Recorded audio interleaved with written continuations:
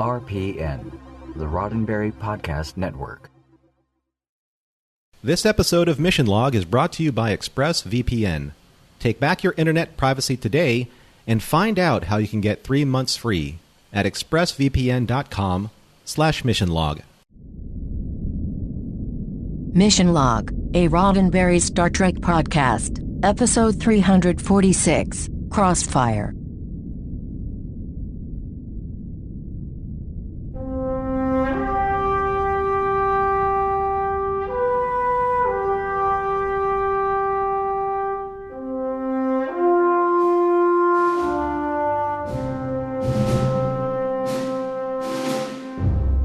Welcome to another episode of Mission Log, a Roddenberry Star Trek podcast. I'm John Champion. And I'm Norman Lau. Each week on Mission Log, we explore the morals, meanings, messages, and even the unrequited love contained within each and every episode of Star Trek. This week, Crossfire, the one where Odo and Worf team up to thwart an assassination attempt on the Bajoran First Minister's life. And, yeah, that's it. That's the whole thing. That's all it's about. Maybe something else in there about Odo's personal life, too. But before we return to Crossfire and John's special breaking news trivia, we'd like to take a moment for station identification. If you'd like to contact us, please isolate your subspace carrier waves for the following contact frequencies. Mission Log Pod is where you can find us on Facebook, Skype, and Twitter. If you'd like to leave us a voicemail, please call us at 323-522-5641. Our email address is missionlog@roddenberry.com, and our show website, including discovered documents, is at missionlogpodcast.com. And remember, we may use your comments on an upcoming episode of Mission Log. Dun, dun, dun, dun, dun, dun, dun, dun. Now, John, back to you. Oh, so good. I remember those early heady days of CNN. Today, Crossfire. Trivia. Well, the episode was written by Rene Echeverria. Rene, of course, has had his hand in most of DS9 as a producer, writer, and he was actually riffing off a pitch that Robert Hewitt Wolfe had done quite a while before. Robert had the idea of Odo having to protect Kira, and that's how we learn about his feelings for her. Only they took another path.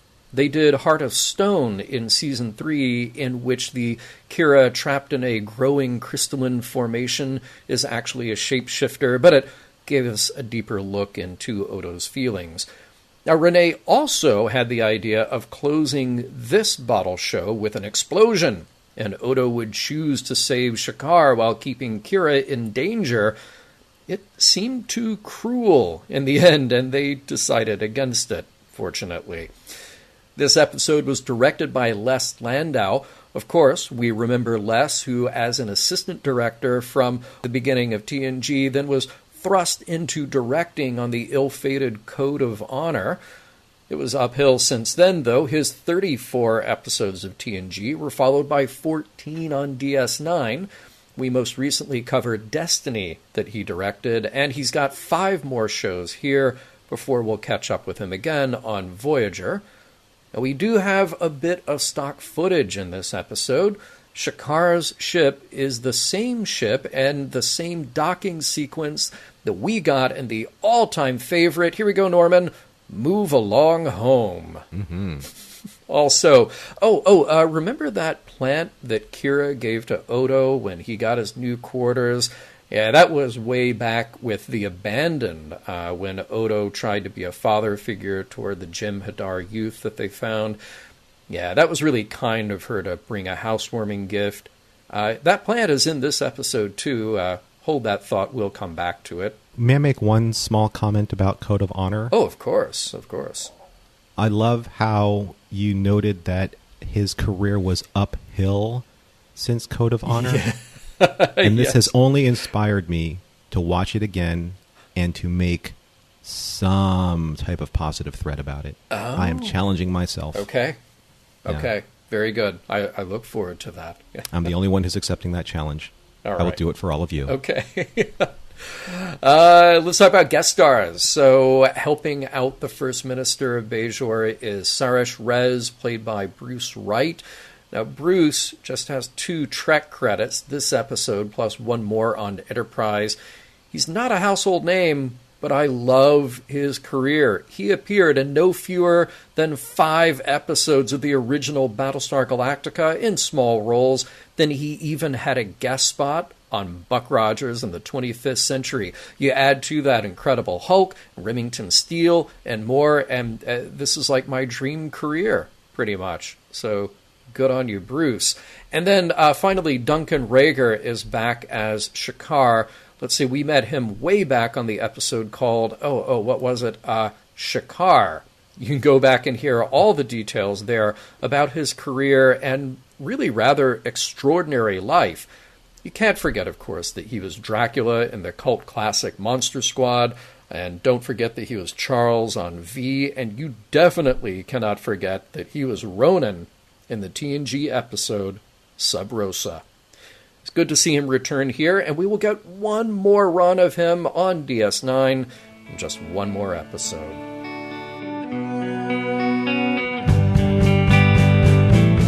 Looking for love in all the wrong places. Looking for love in one too many space stations. Prologue. 8 in the morning on DS9, and like clockwork, Kira goes to Odo's office for a security update. He takes delight in it, though, serving up Ractogino to his friend. Quark stops by, uninvited, of course, to complain about all the noise from Odo's quarters. All that shape-shifting at night keeps Quark awake. Funny, though, when Quark leaves, Odo tells Kira it wasn't luck at all that landed Odo's quarters right above the Ferengi bartender. Elsewhere on the station, the senior staff assembles to welcome Shakaar. Remember Shakaar? He was a resistance fighter and now the First Minister. He's on board to continue negotiations with the Federation for Bajor's admittance, speeches, handshaking, political stuff. Odo has other concerns, though. He has intelligence that someone will attempt to assassinate Shakaar. Act 1. Odo explains the threat to Shakaar's adjunct is from that pesky Cardassian group, the True Way. No matter, though, the First Minister is dead set on going ahead with his talks. He won't give in to the threat. Odo, therefore, will have to buckle down on security.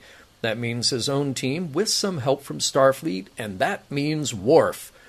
These two make a plan, keeping the First Minister's quarters clear of any neighbors and keeping a close eye on his team's movements. Shakaar almost immediately throws Odo's plans off by announcing that he'd like to make an unscheduled stop by the temple before his scheduled reception. And yeah, the First Minister walking around the promenade creates quite a stir, raising Odo's attention and suspicions. Finally, at the reception, Odo's got his eyes on everyone, while Kira just tries to have a good time. She makes small talk with Odo, mentioning that she thought he looked better when his uniform had a belt.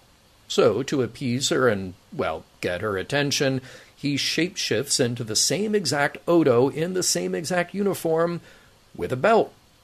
It's better. Oh, but then Kira's attention is taken by Shakaar. I mean, she's ready to get out of there. He's ready to get out of there. How about they go for a walk?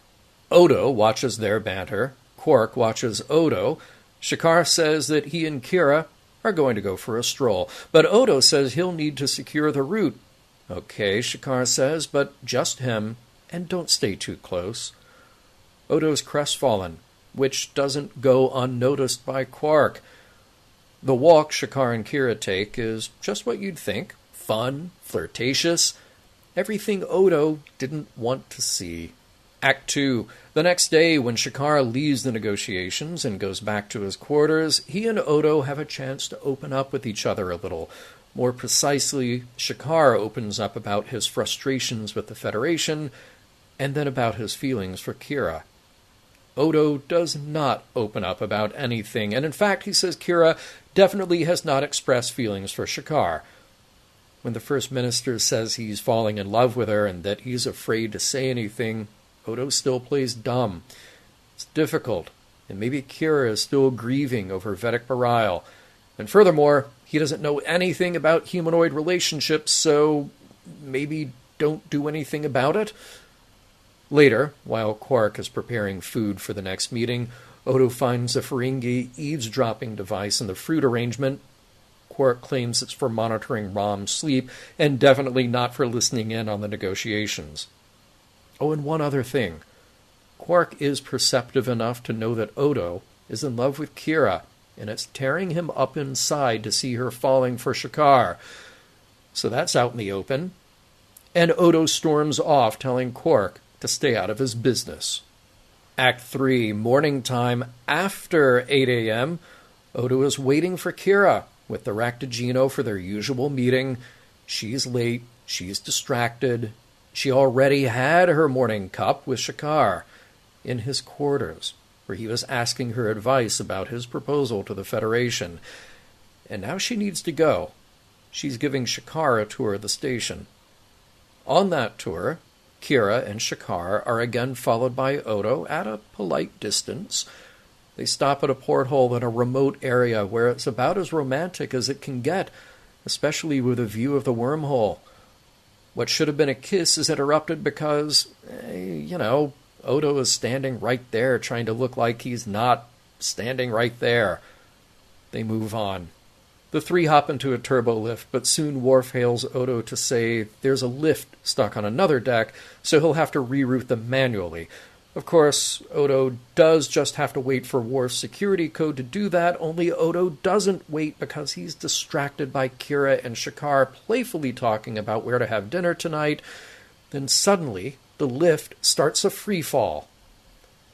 Act 4. Communications aren't working. Controls aren't responding. With the lift falling out of control, Odo shapeshifts his hands into some kind of metal thing to force the lift's walls to bulge, stopping the lift from crashing and killing them all. The assassin that Odo had been concerned about somehow patched into the communications system, faked Worf's voice, and sent the turbolift flying. Captain Sisko asked Odo how all that could have happened and how someone could have gotten Worf's security code. At least with that last part, nobody did. Odo admits he was distracted and didn't wait for the code. That's the kind of mistake that Odo simply doesn't make. But he did this time, telling Sisko it was a personal matter and it won't happen again. His mission now is to find who set this up. Relying on some help from Worf, well, Odo is still distracted. The two argue about investigation style until Odo decides to leave and go see Kira. Great timing, too. He drops by Kira's quarters at night to find security guards. They're there because Shakaar is inside. He's been there for hours since they finished dinner. Okay, then. Odo will now maintain watch, and he does, until morning. Emerging from Kira's quarters, Shakaar will go back to his to freshen up before the next round of meetings, leaving Odo the time to chat with Kira about things. He's there to presumably talk about what happened in the turbolift until he sees the empty bottle of champagne, the two glasses. Kira is giddy, surprised at herself even for falling in love with someone who's a friend. Odo can barely hide his hurt when Kira says she's just so happy that he's the first one to know. He leaves, back to the security office where Worf has already cracked the case. He's got his man, a true-way operative who gained access to the station's systems. The next plan was to depressurize Shakaar's quarters, but Worf traced the signal back to a cargo hold. Odo can't believe Worf took care of it already, and with Odo's own deputies, who Worf says should be commended. Humiliated, Odo returns to his quarters, smashing everything in sight. Act 5. With all the noise, Quark enters Odo's quarters. There he finds the constable sitting on the floor in a daze. He says Quark was right. He is in love with Kira, and he can't imagine how he could have fooled himself into thinking that she could love him. Quark says he doesn't care, though. Either tell her how he feels or forget about her. He's got to do something because this is eating into Quark's profits. Profits? Yeah. Quark has a pool going every time a crime is committed on the station about how long it takes Odo to catch the perp. Odo is that good at his job. People love it when there's a new mystery to be solved. It's almost like a pep talk for his friend. But of course, Quark is just looking out for business. Odo does what Quark has suggested, going right into Kira's quarters to say something important. He can't keep their morning meetings anymore. He's got training with his deputies, and he's got a very busy schedule. That's all. He's just being efficient. Kira notices he's not wearing a belt anymore either. He says he's just trying to keep to the essentials. Odo drops by Quark's later. When Quark sees Odo, he lets him know that Kira and Shakaar are using the holosuite where he can practice his speech to the Federation. He also says that he dropped by the constable's quarters earlier, curious to find a work crew there adding soundproofing to the flooring. Odo just says the floor needed to be reinforced. The soundproofing is just something that's happening and definitely not a friendly gesture that he requested at all. Kira and Shakaar enter the bar area from the holosuite, clearly happy, laughing, and Odo steps out into the promenade to get on with his day. The end. You know, John, I was doing some research on this episode, and I found that there was one other alternate ending to this that was never really discussed. I found this way back in Star Trek Communicator. Okay, what was that? And it turns out that they couldn't secure the rights for this scene, but from what the article said, at the end of this episode, Odo transformed his hands into what was an 80s style boombox. Oh, and held it above his head. Right. And blared out an 80s song called In Your Eyes. Hopefully that Kira would hear it while she was in the holosuite. But they were never able to make that happen. It was just over budget. Well, that's a shame. I mean, that makes so much sense that would happen. I mean, staying perfectly true to the theme of this episode. That would have been ideal. I'm rather disappointed that we didn't get that ending. I mean, Odo was silent the whole time. I know Renee was probably dismayed that he didn't really have any lines of dialogue in that particular scene. But I just wanted him to say anything, really, during the course of that scene. Just to say anything. Well done. Well done, Norman. Hey, nicely said. Look, there was a funny bit here. There's a lot of funny bits in this and fun things to talk about. In that opening moment, that morning ritual, the Tuesday meeting, Odo preparing to see Kira in his office, and it's cute and sweet, and he knows, boy, he's just waiting for the exact time. He's got that cup of Rectigino replicated, and then I love the bit where he then turns himself in his chair away from the door to make it look like he's not trying too hard. I love that. The only thing missing is him spinning around the chair and saying, "Oh, I didn't see you there." I mean, that's just, so good. And wow, that security report. I mean, domestic violence followed by some public affection. I mean, people on DS9 definitely live differently than they do on the Enterprise. I couldn't imagine how Worf would have handled that situation. What are you two doing? Right. Commander Riker. Always Commander Riker. And another one. Right? And another one. Why are you in the holosuite? Yeah. No, but you're so right, though. I mean, especially, I love the bit where he puts the Raktajino cup down, twists it again, and kind of like, is this right? Is this right? Exactly what lifting angle will Kira be at so that I have exactly the level of comfort from when she sits to when she reaches for that handle to when she is at the comfort level of her to enjoy this warm Raktajino. Right. I had a friend when he was a few years older than me, so he really started dating before I did. And I remember that he was that meticulous that he would even think about, okay, well, when I leave the house, because he had just gotten a car, right? It's like, well, when I leave, I don't want the car to be Shakaar. too hot. Nicely done. He was like, I don't want the car to be too hot, and I don't want to be sweaty, so I'm going to park the car in a position where when the sun comes up, it won't heat the car. So then I'll be fresh and cool, and then the car will be nice when I get to my day. I mean, and that was just one example of what he would do that was that meticulous. Yeah. But it kind of goes to the whole thing with Odo about having order in every aspect of his life. Even the way that he approaches someone who he wants to be romantically involved with. Like, everything has to be perfect. Yeah. Everything. Yeah. Right? Even the whole spinning around. It's like, oh, hi, Mark. You know? Oh, perfect. And I think someone slipped something into my Raktajino. I think that is our first The Room reference on mission logs. So Thank you very much. Yes. Yeah. Yeah, exactly. And also in the opening, that little banter with Bashir and O'Brien about the dress uniform showing off O'Brien's figure. It's a tiny moment. It's a throwaway line, but I really like it. Because little character moments like these, they're always welcome. They always show them as real people, not just a job description. And Star Trek sometimes has a tendency to do that, where what you know of somebody is the job, and just when they're on the job. I liked that moment of levity before something important. I liked how they made Dax out to be late again. For another right. dress uniform ceremony ambassadorial thing. It's just that's that Curzon again, just not caring at all. Right. From a directorial thing though, I thought that was strange. Where we see Bashir and the chief kind of talking about the dress uniform, like you said, and then they're off camera when the ambassador, when Shakaar appears, and when he comes through the airlock with his adjutant, no one's behind them.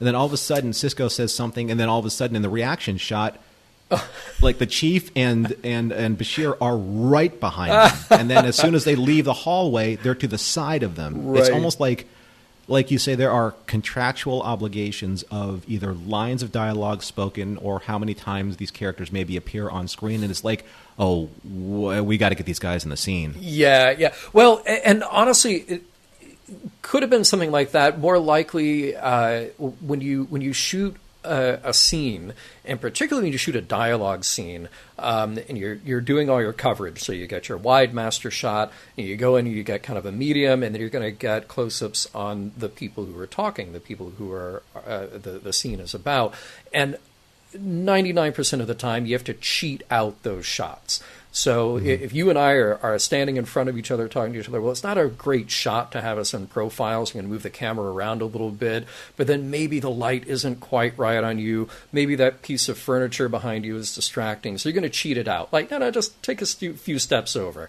Now you take a few steps over, and just keep cheating and cheating and cheating until the shot looks good, regardless of how you were for the master, Yeah. So it is so funny. They probably ended up changing that shot 10 times. You'd end up with a position where it's like, oh, look, now Bashir and O'Brien are right behind him. I guess we have to keep it. That's the only shot we got. Yeah. Your green screen right now was more convincing than the scale of where they were standing. Yeah. Behind them. It looks like they were literally dropped in on a green screen. Yes. Or some type of digital, some type of post effect. It was just weird. Oh, I love it. I love it when stuff like that shows up. Oh, you know what? Yeah. Okay, so you have, and I know this is Federation, so you have Sisko's in his command, Burgundy, and then you have the chief in Ops Yellow, and then you have the Doctor and Dax in their Sciences Blue. So it was weird to see Kira, I guess, in not her standard orange, even in formal Bajoran attire. I thought that was just a little strange. Yeah. I like that uniform, though. It was cool, it was fantastic looking on her, too. Yeah, but a little strange. I agree with you to not see her in what she would normally be in. Hey, there was kind of a throwaway line about what was happening with Bajor. The price of transportation to Bajor will be reduced. Okay, but what are they charging right now? That just seems very odd. And I thought, well, too bad that Bajor is too far away for a transporter, or like all the runabouts that DS9 has that are just heading off to the Gamma Quadrant whenever they feel like it. You're just sitting there I wonder who's got the market on Bajoran transportation to and from DS9. And what are they charging for? Energy? Yeah, I don't know. I don't just the pleasure of our company on this leisurely cruise between DS9 and Bajor. I guess so. It's you have just to wonder. It's a weird thing, and there's the whole post-scarcity society or universe that we're supposed to be living in. Well, then again, these are the Bajorans. I can't say that this is a Federation quirk. Sure, Sure, yeah, but there are Federation resources there, which, and obviously they're not running a bus service, but you would think that there is some at least lessening of maybe how difficult it is or how expensive it is to get to and from Bajor. It's a necessity at this point. Well, the Federation could always negotiate it in their talks to get Bajor on. It's like, hey, we'll give you transporters so you don't have to charge your people. Yeah, right. Exactly. For travel plans. Yeah, exactly. I do want to talk about, that conversation between Odo and Worf about keeping things just so and not let anyone drop by. That was just gold. Yeah. That whole moment was just absolute gold. Yeah, after the scene from... it must have been Way of the Warrior when they were kind of like butting heads about, Worf not stick. No, was it Way of the Warrior? Oh, when Dax is messing with Odo. Yeah, there was that one scene. Yeah. When Odo and Worf butted heads about how Worf wasn't, he wasn't paying close enough attention to some type of smuggler and. Oh, right, yeah. I know it wasn't Way of the Warrior. It actually may have even been rejoined, but. Yeah. I like now Odo and Worf kind of like finding this common ground of just like not wanting to be annoyed by anybody. Yes. Yeah, totally. Oh, and well, of course, we got to mention the food here. We got to say welcome back to our old friend Hasperat. I'm still going with that being a spicy beef wrap, of course, vegetarian option available as always. And also we have a reference to a Bolian restaurant. Too bad we didn't get to see that or get to see all that lovely aged meat. But glad that we got some new culinary reference in there for us. I thought there were a couple of strange things from a changeling nitpicky standpoint that I brought up in some of my remarks.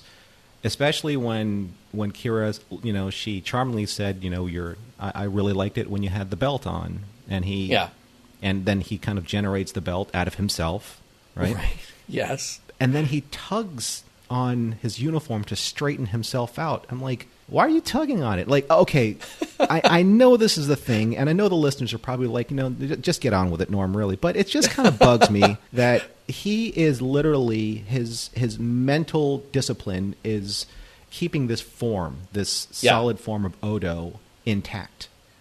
Every single aspect of this solid form, based on just his sheer willpower, should stay unwrinkled, unfettered, untucked in, trim, straight. Right. So why is he tugging on his uniform? Technically he should be perfect looking the entire time, right? Yeah. The uniform will be perfectly fitted. The belt will be perfectly situated no matter what. And not a hair out of place. I'm just saying. Until you get to the end. I'm just saying that. I'm sorry, folks, but that bugged me to no end. That was a controversial thing. There were people on the production staff who loved it. There were those who hated it, but ultimately they just felt like it was symbolic enough to keep it. There you go. That's just me, But you're not alone. No, you're not alone. You're not alone. Good. There were people who hated that. Hey, fun mission log thing that we established a long time ago. How long does a turbolift trip take? Well, it takes exactly as long as the scene of dialogue that necessitates it. In this case, how long does it take for a turbolift to fall? Well, exactly as long as it takes to get the dialogue out and for Odo to shapeshift. So in this case, that's what they did. Although it was really funny to me how they have a security code to verify control of a turbolift that is falling, something that we've never heard before and likely will never hear again because it's convenient for this particular story, which is always funny to me. It's like, you and I have talked about when James Bond gets a gadget that is specifically for use in that one particular mission, and it just happens to be the right gadget for that mission. Exactly. And in this case, that seems like the worst thing. An elevator is falling. Quick, what's your Apple ID password? hang on. Oh, I changed it. I had to log back into the App Store. I had to change my bill and crash. That is how that scene would play out. What's my password? I don't know. I have to open up my app that has my passwords in it. Yeah, I have a password app. It's asking me for my password. I have an answer for the turbolift, though, and it's very scientific. Okay, good. I spent a lot of time trying to do the math of this, and it turns out that it takes as long as it would take for Spock's rocket boots to decelerate before he hits the ceiling in Star Trek V. That's great. Takes. Okay, all right. So rocket boots carry the stock turbo lift divided by password. Oh, we got it. There is a turbo lift formula in there somewhere. That's right. Yeah. So I know that the turbo lift scene notwithstanding, I know that they were going for a specific point about trying to reduce the amount of security, that the security entourage that was trailing the minister. And I don't know, like sometimes like in these episodes, you think that this person is really important because of how much importance that they put on his security detail, and all of a sudden he's like, I think I'm going to go here. I think I'm going to go here. I think I'm going to go, into the public. I'm going to shake hands. I'm going to basically put myself at every possible risk or put myself in harm's way because I'm just being obstinate, right? It's like, you can't tell me what to do or how to act. I'm like, no, actually, there is a protocol for, who you are, what you should do, and how you act. That's the reason why you're that important, right? Right. You'll see the Pope like busting out of his, his Pope mobile, just to shake hands, or whatever. I just, and you know what? They always blame security for what happens, that something goes awry. But security's like, no, we did everything right up until the point where he says, I don't need you guys anymore. I'm just going to do my whatever. Yeah. And then exactly. Pop, something happens, like a turbo lift falls. And then all of a sudden you're scrambling for Apple passwords, and then all chaos ensues. Exactly. Oh, it's a mess. Hey, I remember back in trivia, I mentioned the thing about that plant that Kira gave to Odo as a housewarming gift. Well, when Odo goes back to his quarters and starts smashing things, that plant that Kira gave him and his bucket, just throwing that thing around too. I mean, you really know that he was having it rough when he was taking it out on those two precious objects. But hey, I have to ask, when Odo called up the work crew to come reinforce his floor, did he clean up before they got there? Or did he just open the door and he was like, sorry guys, I don't know what happened in here, but put this stuff away before you work on the floor? I know. That could have been weird. Like, you realize why this happened. It's because this floor wasn't strong enough for this to not happen. And look, I blame you guys. Even my bucket and my plant, of which I hold dearly, they're smashed on the floor because my floor isn't reinforced. Now, do something about it. Yeah. I don't know. It's strange.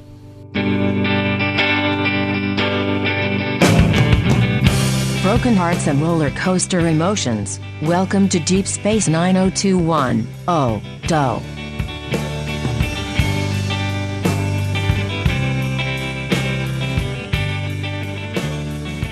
We'll get back to dun, dun, dun, dun, dun, dun, dun, Crossfire in a moment. But first, a word from ExpressVPN, giving you back your internet privacy. Appreciate the theme, Norman. Very well done.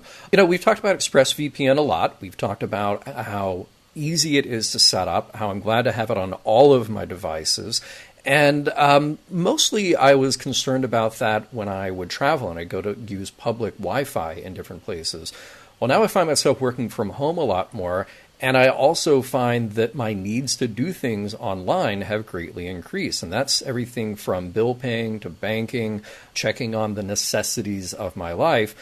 And boy, can I tell you, I'm glad to have that information protected by ExpressVPN.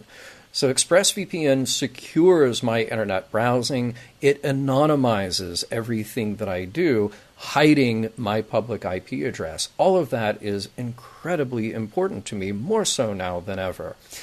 And as I mentioned before, the Express part of VPN, ExpressVPN, is also important. It is fast, it is secure, and it was a cinch to set up. Now, protecting yourself with ExpressVPN costs less than $7 a month. It comes with a 30-day money-back guarantee, and no matter where it is that I'm working, at home or away, ExpressVPN protects my connections, and at speeds that impress me every time. Protect your online activity today and find out how you can get 3 months free at expressvpn.com/missionlog. That's expressvpn.com/missionlog for 3 months free with a 1-year package. Visit expressvpn.com/missionlog to learn more. And a big thanks to ExpressVPN for sponsoring this week's show. So I think, really the thing to talk about with this episode is clearly it's about Odo, it's about his character, it's about his reactions. And there's a part of me that has a great deal of sympathy, and there's a part of me that just wants him to be better. The part of me that has sympathy is the part that realizes that he is emotionally stunted, and he can't help it. He's actually very young in terms of his growth and development in this humanoid form and trying to navigate his life among other humanoids. All of that is a great area for exploration, particularly with a powerful emotion like love or even infatuation, as this is. And I know that I can relate to his story here on a certain level. I mean, I've run out of fingers and toes to count the number of times that I've liked someone who then walked away with someone else, and you kind of had to stand there and take it to be the bigger person for a variety of reasons, I do feel like this lacked an opportunity for growth. I get that Odo has trouble with his emotions, but he doesn't have someone here to really teach him anything. And yeah, there is Quark, and we can talk about Quark's relationship with Odo here in a moment, but Odo can't express it, and Quark really can't express it very well either. And therefore Odo isolates himself, and we see the tragedy of his isolation over and over and over again. I felt like there was an opportunity here to teach Odo that feelings can come and go, and that's all right. They're no less valid, but they might change over time. That's all right. And there was also an opportunity here to teach Odo that he is not owed reciprocal feelings from anyone. It hurts, but you can still manage. You can still be okay. You can still be strong and be yourself and be friends, even if it smarts, even if you have that pain. So you know what I'm saying? It's almost like Odo is this child. He's like the teenager with his first crush and trying to navigate these very difficult feelings. But I don't know if Quark is necessarily the best person to give him advice here. Or maybe he is. Maybe Quark is the best person to give him advice. I don't know. I think that in this type of softball episode, because I've been looking for a softball episode, something that wasn't as heavy as, say, The Visitor or Rejoined or, even with Homefront or Paradise Lost that we just covered. There is a certain truth to what you're saying about being able to relate to what Odo is going through, because I think that for anyone that has experienced that, that third wheel feeling that you felt, especially getting friend zoned so hard the way that Odo is in this episode. Yeah. I mean, there is something very real about that. But I also think that there's something that's also even at bigger play here, is that it's interfering with the identity that he's created, that he is literally like unparalleled for on the station, and that is his job at security, his job at being the guy, like Quark said, who always gets his man.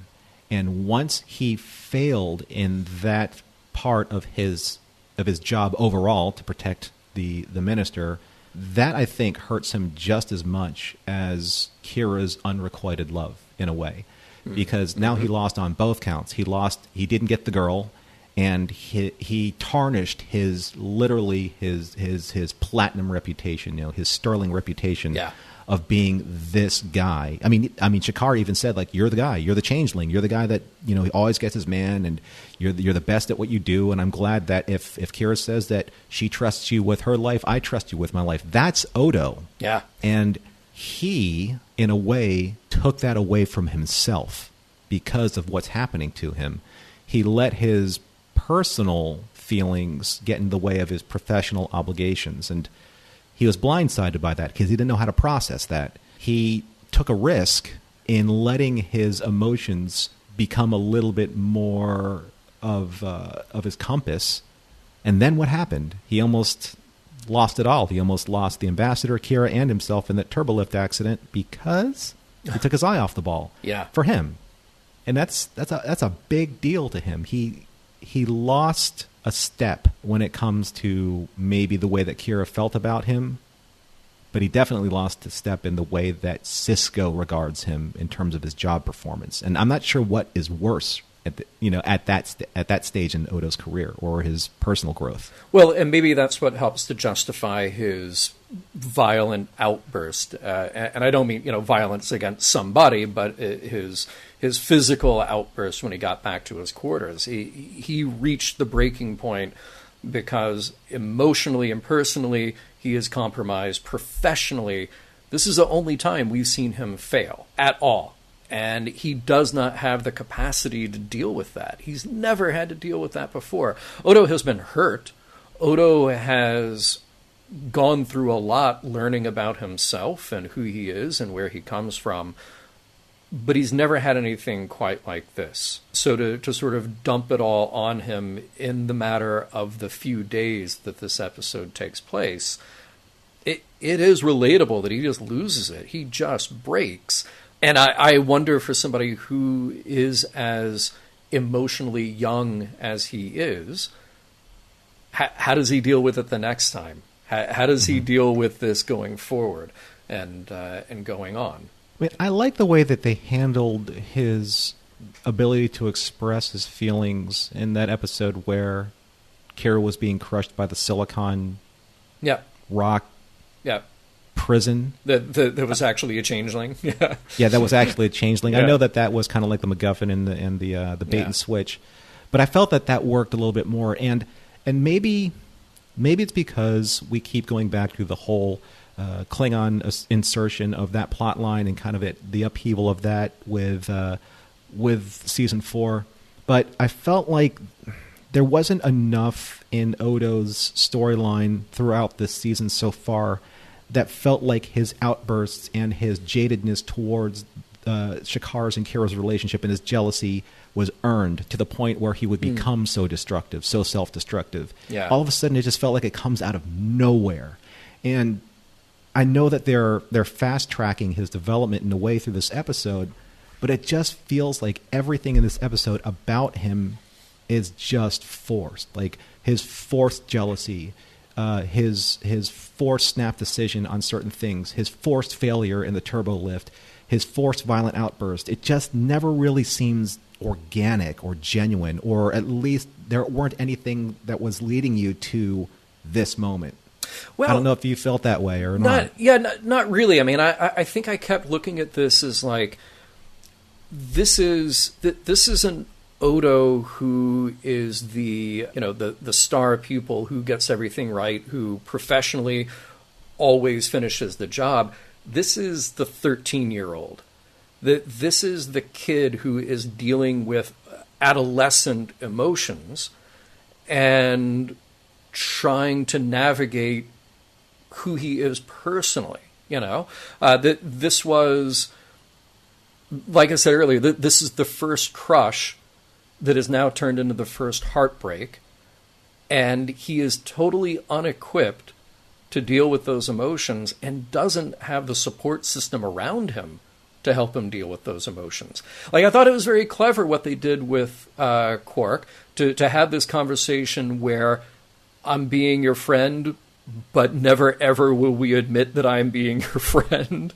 It was clever, but it's honestly, it's the only thing that he's got. He will never have this conversation with anybody else on DS9.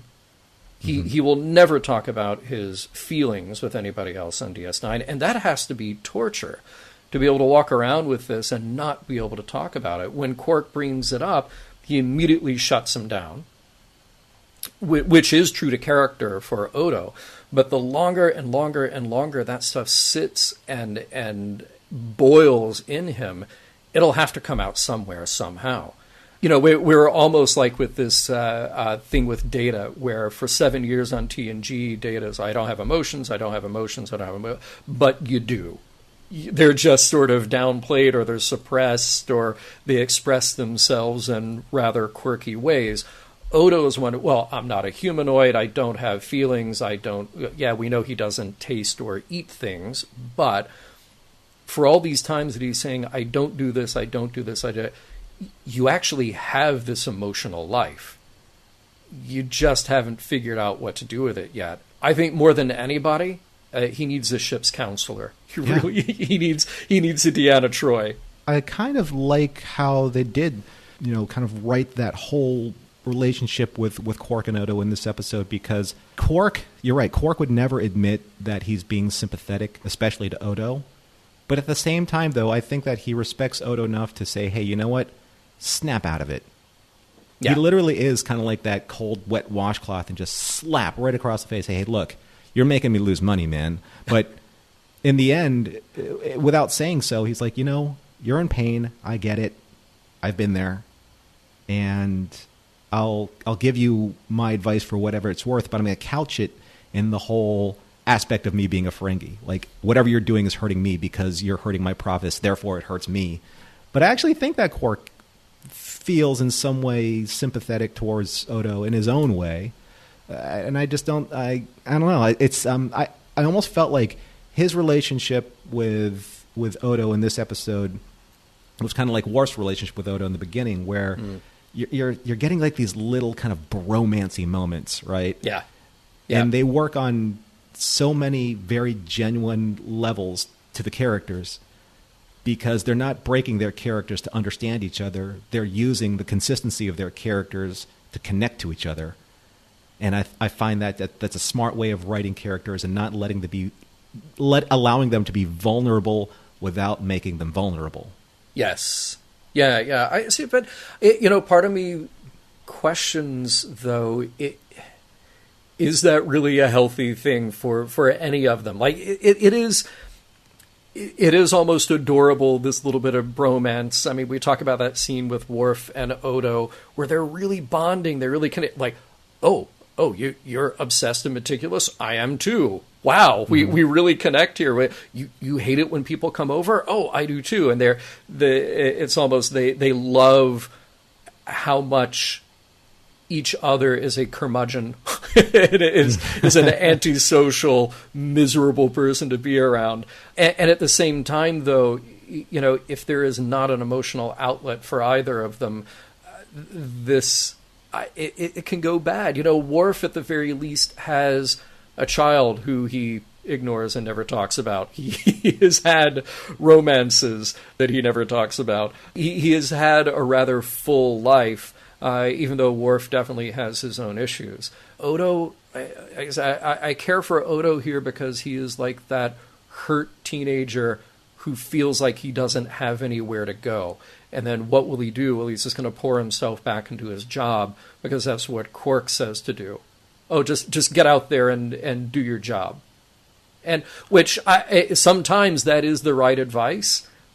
It's not the only advice to have, though. True. And I think that's actually a really good point, because sometimes when people get hurt in relationships or when things go badly in their lives, like the one thing that they say is like, I'm just going to pour myself back into my job. Mm-hmm. Yep. Because it's a pretty valid distraction. It's like, hey, you know what?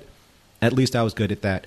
And in Odo's case, I was the best at it because my job gave me purpose. It gave me a sense of order. It allowed me to control my entire environment. My world was at my organizational fingertips. I was in complete command of that, and at least I can count on that. Right. And when he failed in the turbo lift, he knew that, well, now that I took that away from myself, that will never happen again, regardless of my future feelings for Kira. I know that I will keep my professionalism intact, because maybe he's like, you know what? Maybe he's fooling himself. And it's like, well, at least that's more important to me than any one person or even my own feelings, is my reputation. Yeah. And some people do believe that. Yeah.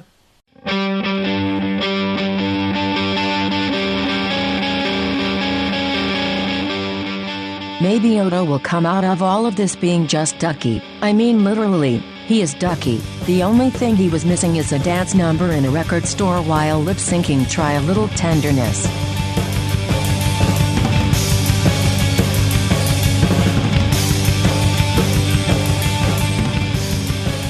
Well, here we are at the end of Crossfire. You want to do the theme again, Norman? Dun-dun-dun-dun-dun-dun-dun. Crossfire. We're going to have to pay somebody every time we do that, I'm sure. It'll come back to haunt us. Here we are at the end of Crossfire for DS9, and before we get into the morals, meanings, messages, as we do, in this light, you might even say a softball episode, as I believe you did, just sort of a light look at the emotional journey that Odo is on. Let's see how we felt about the production. Norman, does the episode hold up? Well, I think from a production standpoint, and the quality of the episode is there for sure. I really enjoyed, again, seeing everyone in their dress uniforms, and even seeing the variant version of Kira's dress uniform. And I even really enjoyed, like, the quality of destruction that happened in Odo's quarters. I mean, you know, shattering the comm panel. I mean, that has to be well produced so that Renee doesn't hurt himself or didn't hurt himself, and smashing his, monkey bar set and things of that nature. So, I mean, obviously there weren't a lot of very technical scenes that needed explosions and ships and things of that nature. And we even recycled one scene, which was cost savings for the episode.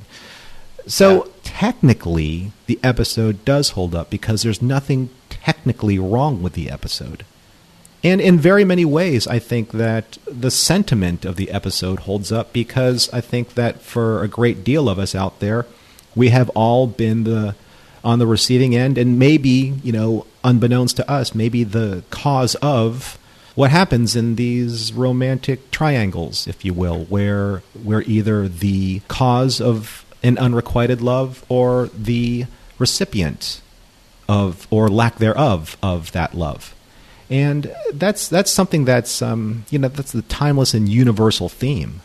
I mean, you can go back to, heck, most of Shakespeare's work is about unrequited love, or the cuckolded and embarrassed lover, or somebody who has been usurped, someone whose affections have been usurped by somebody else. There are tried and true stories about, like you said, like the high school kid who he's in love with. Let's face it, any John Hughes movie. Come on. right. Or something like, Patrick Dempsey in Can't Buy Me Love. He was the nerd. He fell in love with the hot, popular girl, and what did he do? Spend all of his life savings or summer savings on her to save her from humiliation. And what happened? Things happened. So that's very relatable. And I think, but I agree with you that there was nowhere really for Odo to turn in order to help him mature through the process. He just understood it for what it was, took some advice from arguably not the best bartender advice in the world in Quark, and then we don't really see where it goes from there. Actually, the only relationship really that was kind of resolved at the end of this episode was something between him and Quark. They don't say it, but they do resolve something between the two of them. So, it's an odd episode for me, because really does feel like they needed to find a stretch episode, a filler episode, something to pad 20. How many episodes are in this season? 24? I think it's 24, like 22 or 24, maybe 26. Yeah, it just feels like in the era of 90s science fiction, when you're doing these long seasons, you're going to get episodes that feel like padding. And as good as the performances were and as the production was, this episode just felt like padding. It just felt like it wasn't really going anywhere, and it didn't really take any of my characters anywhere that couldn't be resolved somehow or somewhere else, or done better somewhere else. So that's how I kind of felt about it. I don't think there was anything wrong with it. It's just, after I watched this, I texted you and I said, well, okay. Oil up the glove for a softball catch. It wasn't a stretch to really kind of dig into the morals, meanings, and messages of this one. Yeah, I kind of am landing the same place that you are, but I'll put it a little bit differently. I don't think it's a softball in the respect that it's a light episode. It's not particularly light-hearted, but it is this romance story, this emotional story about Odo. that to me just kind of feels out of step. So if I ask myself, does it hold up? I really have to ask, it depends on how you're looking at that question. Like you just said, it is produced well. I think the performances are good overall, but I kept asking myself if this story is necessary, at least falling where it does, when it does, and with the intensity that it does. We have already seen glimpses of Odo loving Kira, but I don't know if I needed this much of that this soon again. What purpose does that serve exactly? You know, we kind of already did this in more subtle ways, so when you land this one, it feels a bit like more soap opera instead of just telling the story. Now, that said, there is something very truthful, very honest about this episode. I like my characters with an emotional core, that is sure, and I give them all credit for this. Again, I just wonder if this was the story to tell. You know, the highlights for me, I love that scene with Worf.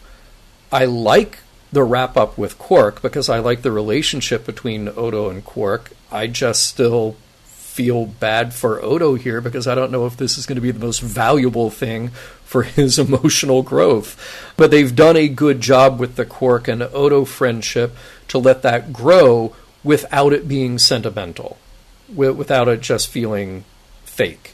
There are other things that I like in this episode, too. There is the B-plot. I like what we get out of Shakaar. I like his line, I've been a soldier and I've been a politician. I'm beginning to think that being a soldier was easier. Mm-hmm. Yes, you know, this is not an episode about the politics of Bajor and the Federation, but that is a nice little insight that I think is worth saving here for the episode. But I don't think that plot line, that story necessarily is relevant to the morals, meanings, messages of this episode. So what indeed are the morals, meanings, messages? Or are there? Or is it just an emotional story? What do you think? Well, I know that this is probably a little bit more of a joke, but it's kind of true. I mean, do office romances really work? I mean, that's essentially what this is going to turn into. They but you know what? They do when they do. Sure. And as Dan Savage says, every relationship fails until one doesn't. Mm-hmm.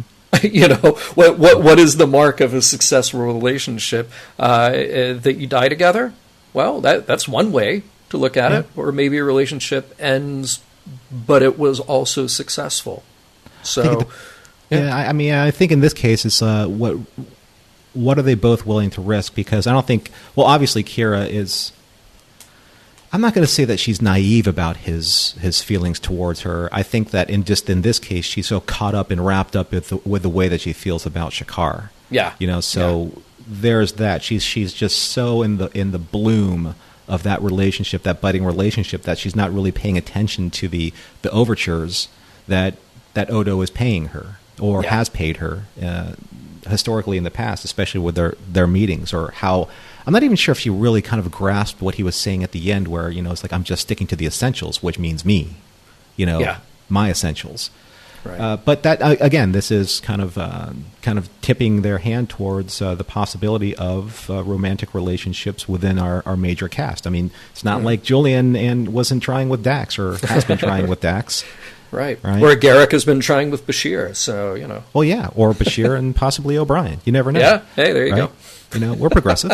Yeah. But I guess what I was trying to do is I was trying to find the morals and meanings and messages in the title itself, because in many of the titles, we can find kind of like the impetus, you know, the kernel of what they're trying to say. So Crossfire is usually what happens when someone, usually an innocent, is caught between the violence of two opposing forces. That's usually what a crossfire means. You know, you're getting caught in the crossfire. Right.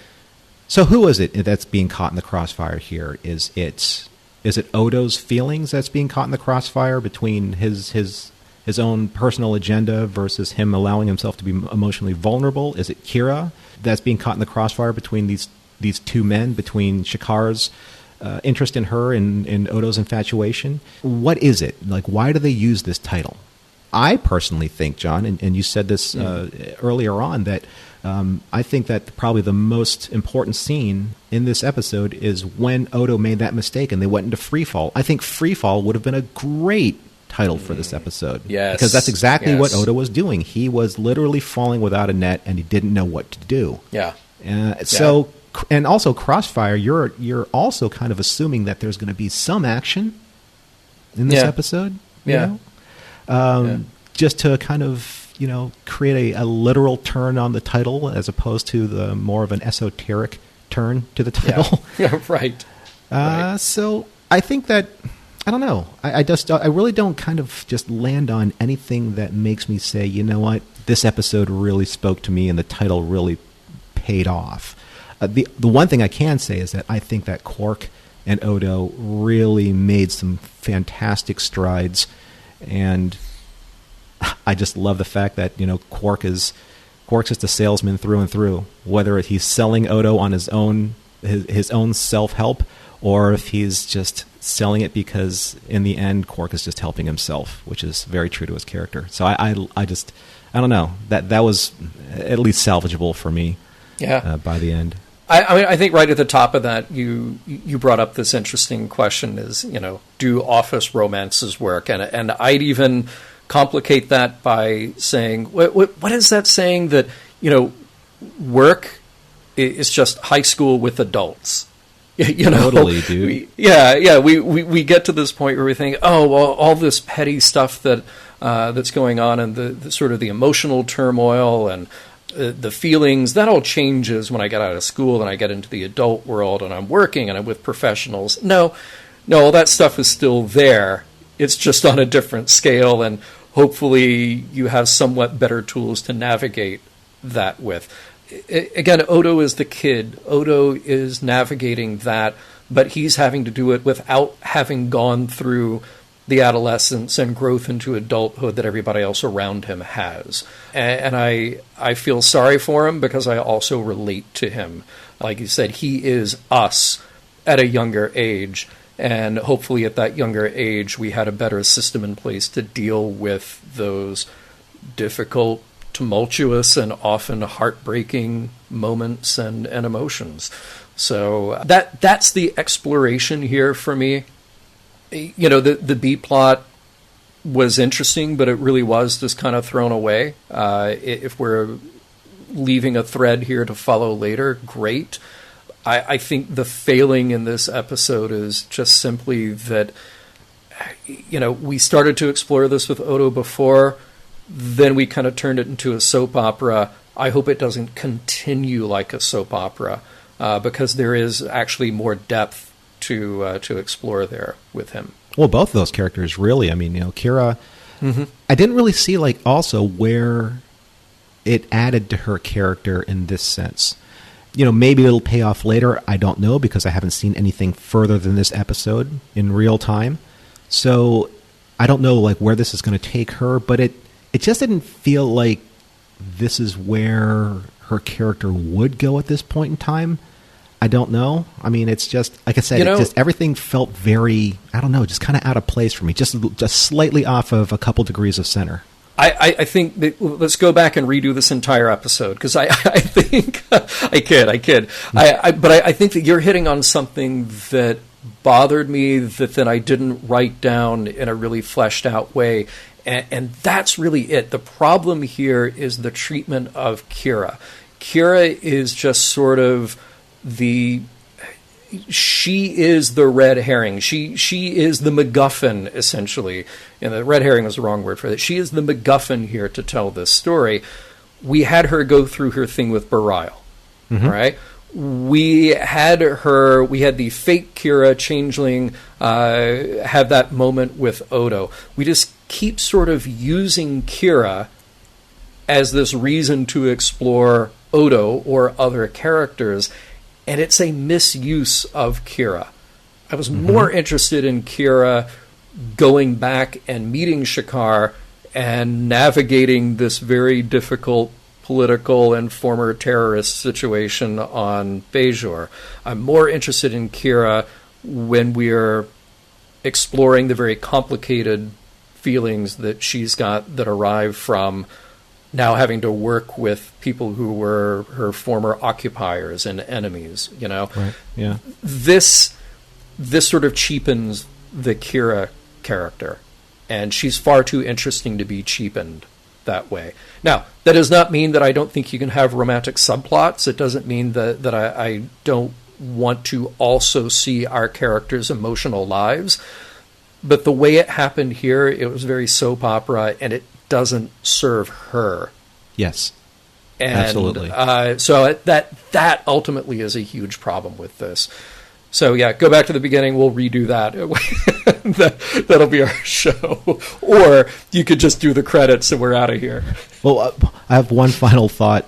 Sure. And I think that this might be an interesting notion for our listeners. But what if Quark kind of tied this all up at the end when he goes to Kira and she says, "You know, Major, how do you mend the broken heart of a person who usually lives in a gelatinous state?" Right? Right. Or something right. to that effect. Yes. And he just kind of like walks off. Or he'll, okay, I got it. Okay, got it. Okay, so Odo goes off after he says, okay, thanks, Quark, for, your advice. Thanks, Quark, for your advice. I just reinforced the floors. Quark is beside himself, turns around, drops something, breaks like a Raktajino he's going to bring to Kira. Kira and Baral come out of the holosuite. They're just basking in the glory of practicing his speech for his big meeting. And then all of a sudden, she asks Quark what he's doing. It's like, I'm cleaning up a couple broken pieces here. You know what, Major? You got me to thinking. If these pieces were, say, a changeling, and they were broken, how do you fix a broken changeling? The end. Boom. Done. Add Norman Lau to the writer credits for Deep Space Nine Crossfire. And with that, Mission Log, it's produced by Roddenberry Entertainment, executive producer Rod Roddenberry. Mission Log is part of the Roddenberry Podcast Network. Please visit us at podcast.roddenberry.com and enjoy our entire family of podcasts, including Women at Warp, Priority One, The Trek Files, Your Daily Star Trek News, and Shabam. If you'd like to support Mission Log directly, you can do so at patreon.com/missionlog. And for more Star Trek news and discussion, be sure to visit trekmovie.com. On the next Mission Log, Return to Grace.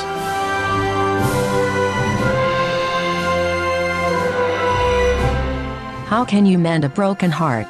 Send recommendations and a new bucket to Odo, care of Deep Space Nine, Bajoran System.